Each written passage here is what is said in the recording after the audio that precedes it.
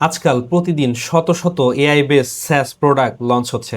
আপনি লিঙ্কডইন অথবা টুইটারের মধ্যে ঢুকলেই দেখতে পাবেন বিভিন্ন ধরনের এআই বেস টুল লঞ্চ হচ্ছে। পিডিএফ আপলোড করুন, এআই আপনাকে সামারি করে দিবে। টেক্সটে প্রম্পট দিন, এআই আপনাকে ইমেজ জেনারেট করে দিবে। টেক্সটে প্রম্পট দিন, এআই আপনাকে কোড করে দিবে। এরকম শত শত এআই বেস প্রোডাক্ট মার্কেটে লঞ্চ হচ্ছে। কিন্তু মজার বিষয় হচ্ছে এর মধ্যে 95% স্টার্ট আপ 6 মাসের মধ্যেই দেউলিয়া হয়ে যায়। এটার মূল কারণ কি?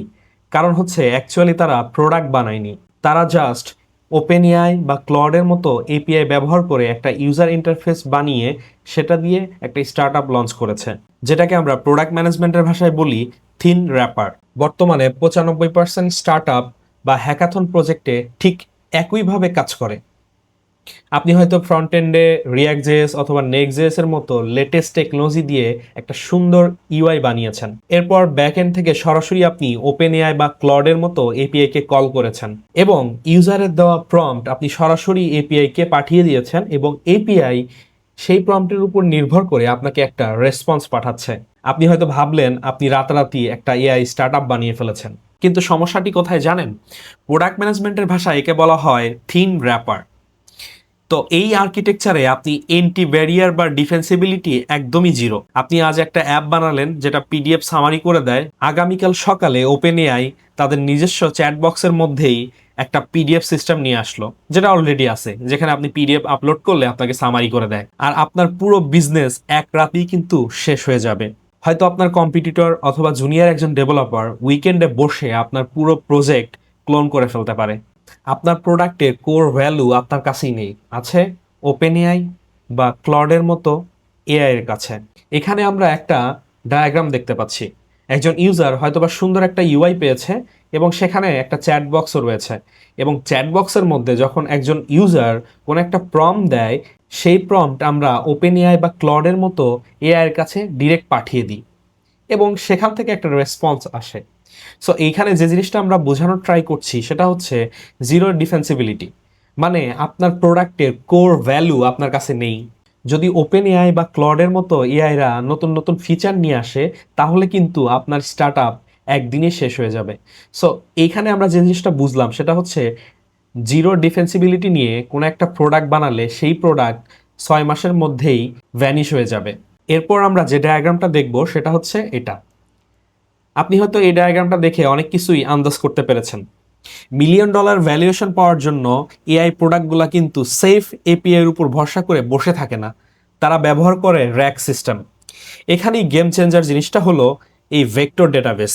ধরুন আপনি লয়ার অথবা আইনজীবীদের জন্য একটা এআই অ্যাসিস্ট্যান্ট বানাচ্ছেন। আপনি সরাসরি জিপিটিকে প্রশ্ন করবেন না, আপনি প্রথমে বাংলাদেশে হাজার হাজার আইনি ধারা, জাজমেন্ট বা কোর্টের রিয়েল ডেটা কালেক্ট করে এই ভেক্টর ডেটাবেসে স্টোর করবেন। এবার ম্যাজিকটা দেখুন, ইউজার যখন কোনো প্রশ্ন করবে, আপনার সিস্টেম সরাসরি এপিআইকে কল করবে না। সে কি করবে? সে আগে আপনার ডেটাবেস সার্চ করে ওই প্রশ্নটার সাথে রিলেটেড 2-3টা স্পেসিফিক আইনি ডকুমেন্ট খুঁজে বের করবে। এরপর সেই ডকুমেন্টগুলো কনটেক্সট হিসাবে ইউজারের প্রম্পটের সাথে যুক্ত করে এলএলএম এর কাছে পাঠাবে। যে কাজটা এখানে করা হচ্ছে, এতে লাভ কি হলো? আপনার কম্পিটিটর হয়তো আপনার ইউআই ডিজাইন হুবহুব কপি করে ফেলবে। সে হয়তো আপনার মতো সেইম জিপিটি 4 মডেল ব্যবহার করবে, কিন্তু সে কখনোই আপনার এই ভেক্টর ডেটাবেস বা নিজস্ব ডেটা কপি কপি করতে পারবে না। এর যুগে ল্যাঙ্গুয়েজ মডেল সবার কাছেই আছে, এটা কোনো ম্যাজিক না। আসল ম্যাজিক এবং আসল ডিফেন্সিবিলিটি হলো আপনার ডাটা আপনার কাছেই রয়েছে, আর এটাই একজন ইনভেস্টর আপনার প্রোডাক্টের মধ্যে খুঁজবে। সো এইখানেই একটা প্রোডাক্টের হাই ভ্যালু তৈরি হয়। এরপর যে জিনিসটা নিয়ে ডিসকাশন করব সেটা হচ্ছে ট্র্যাডিশনাল স্যাস, সবচাইতে ক্রিটিক্যাল পার্ট, ইউনিট ইকোনমিক্স। ধরুন আপনি একটা রেগুলার প্রজেক্ট ম্যানেজমেন্ট টুল বানিয়েছেন। সাধারণত স্যাস প্রোডাক্টের নিয়ম হলো আপনি একবার কষ্ট করে কোড লিখবেন, এটা হয়তো বা আপনি এডাব্লিউএস এ ডিপ্লয় করবেন। এরপর আপনার সিস্টেমে 10 জন ইউজার থাকুক বা 100 জন ইউজার আসুক, আপনি সার্ভার কস্টের খুব আহামরি কোনো পার্থক্য দেখতে পাবেন না। আপনার রেভিনিউ হু হু করে বাড়বে আর আপনি আরামে 80 থেকে 90% মার্জিন, মানে গ্রস মার্জিন এনজয় করবেন। এরপর আমি যে জিনিসটা নিয়ে আলোচনা করব সেটা হচ্ছে এআই স্যাস। আপনি হয়তো স্ক্রিনের মধ্যে একটা ডায়াগ্রাম দেখতে পাচ্ছেন এবং সেখানে একটা ব্রেকডাউনও রয়েছে। কিন্তু এআই প্রোডাক্টের গেমটা সম্পূর্ণ আলাদা। এখানে আপনি জাস্ট সার্ভার ভাড়া করছেন না, আপনি প্রতিটা শব্দের জন্য ব্রেইন পাওয়ার ভাড়া করছেন। আপনার অ্যাপে ইউজার যতবার জেনারেট বোতামে চাপবে, ব্যাকএন্ডে ততবার এপিআই কল হবে এবং আপনার পকেট থেকে টোকেনের টাকাটা কেটে নেওয়া হবে। ধরুন আপনার অ্যাপের জন্য আপনি একটা দারুণ সাবস্ক্রিপশন মডেল বানালেন, মাসে $10, আনলিমিটেড এআই জেনারেশন। এবার আপনার অ্যাপে এমন একজন হেভি ইউজার আসলো যে সারাদিন বসে বসে আপনার অ্যাপ দিয়ে বিশাল বিশাল আর্টিকেল লিখছে, ডেটা অ্যানালাইসিস করছে। মাস শেষে আপনি যখন ওপেন এআই এর বিলিং ড্যাশবোর্ডে গিয়ে দেখলেন ওই এক ইউজারের পিছনে আপনার এপিআই বিল এসেছে $12। তার মানে কি, ইউজার আপনাকে দিল $10 আর আপনি এপিআই বিল দিলেন $12। আপনার নেট প্রফিট -$2। এই ব্রেকডাউনটাই এই ডায়াগ্রামের মধ্যে রয়েছে। আপনার প্রোডাক্ট যদি ভুল করেও ভাইরাল হয়ে যায়, তবে ইউজার যত বাড়বে আপনি তত দ্রুত দেউলিয়া হয়ে যাবেন।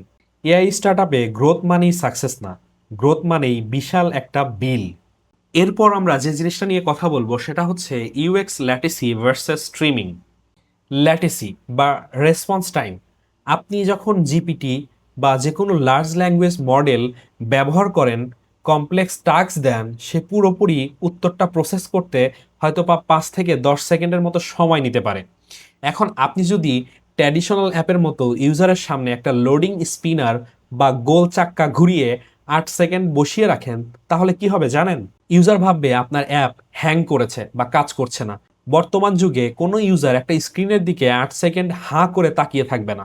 সে বিরক্ত হয়ে অ্যাপটাকে কেটে দিবে এবং সেটা আর কখনোই সে ব্যবহার করবে না, এবং আপনার বাউন্স রেট এক লাফে আকাশে উঠে যাবে। তাহলে সলিউশন কি? মডেল তো আর ফাস্ট করা সম্ভব না, এখানে কাজ করে ইউজার সাইকোলজি। প্রোডাক্ট ডিজাইনে আপনাকে ট্র্যাডিশনাল এপিআই কলের বদলে আপনাকে ব্যবহার করতে হবে স্ট্রিমিং রেসপন্স বা সার্ভার সেন্ড ইভেন্ট। যেমন চ্যাট জিপিটিতে আমরা দেখি উত্তরটা একবারে ধপ করে স্ক্রিনে চলে আসে না, বরং এক একটা ওয়ার্ড মানুষের মতো টাইপ করতে থাকে। এর পেছনের হ্যাকটা কি জানেন? এটাকে বলা হয় টাইমফুল ফাস্ট টোকেন। এআই হয়তো পুরো উত্তর রেডি করতে 8 সেকেন্ড সময় নিচ্ছে, কিন্তু প্রথম শব্দটা সে মাত্র আধা সেকেন্ডের মাথায় স্ক্রিনে পাঠিয়ে দেয়। আর যখন স্ক্রিনের প্রথম শব্দটা চলে আসে, ইউজারের ব্রেইন সেটা পড়তে শুরু করে। এতে করে সে সেখানে এঙ্গেজড হয়ে যায়। সে টেরই পায় না যে পুরো উত্তরটা আসতে 8 সেকেন্ডের মতো সময় লেগেছে। তার কাছে মনে হয় অ্যাপটা সুপার ফাস্ট।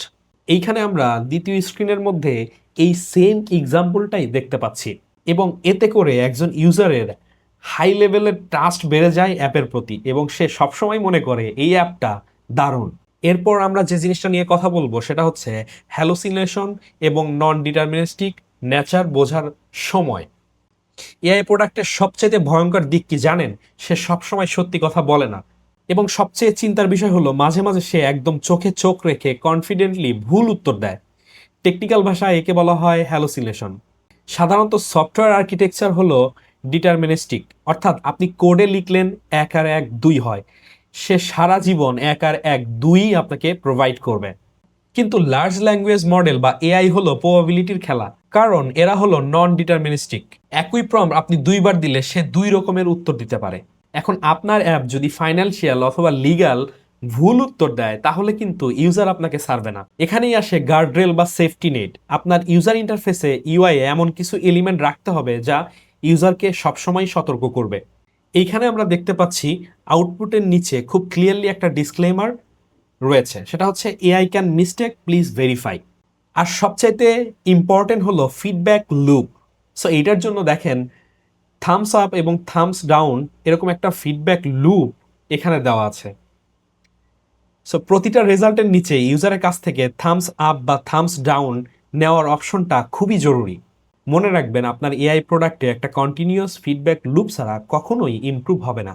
আপনারা যারা রিয়েল লাইফ প্রোডাক্ট ম্যানেজমেন্ট বা টেক আর্কিটেকচার নিয়ে কাজ করছেন বা কেরিয়ার করতে চাচ্ছেন, আজকের এই কনসেপ্টগুলো যদি আপনার ভালো লেগে থাকে তাহলে আপনি আপনার বন্ধুদের সাথে শেয়ার করতে পারেন এবং আপনার মতামত কমেন্ট বক্সে অবশ্যই জানাতে পারেন। দেখা হবে নতুন কোনো ভিডিওতে।